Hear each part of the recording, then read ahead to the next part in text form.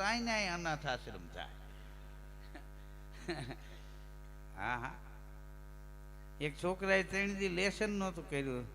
એના માસ્ટર સાહેબ કે કાલી કે તારા બાપુજીની સિગ્નેચર લેતો આવજે.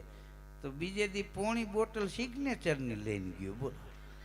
એ કે આમાંથી 2 પેક મારા બાપુ લઈ ગયા છે. એ કે વધારે જો કાલ મોકલશું, અત્યારે આટલું હલાવો. પણ મારા બાપુજી કહેતા હતા સાહેબ આપણા બરના છે. હવે આ સહી નું કહેતા હતા, આ સિગ્નેચર લઈને ગયો. બોલો. હા, હશે એનું ઘર વસે, વસે પછી હશે કે નહીં ભાગની વાત. આપણે જો આવા પ્રોગ્રામમાં એક બાજુ બેનું એક બાજુ ભાઈઓ અલગ બેહાડી, શું કામ? પુરુષ મન મૂકીને દાંત કાઢી શકે. નહીં તો ઓલા બાજુ બેઠા ઈ ખોકા મારે, હું ગાંડાની જેમ કરે, પ્રોગ્રામ બગાડી નાખે.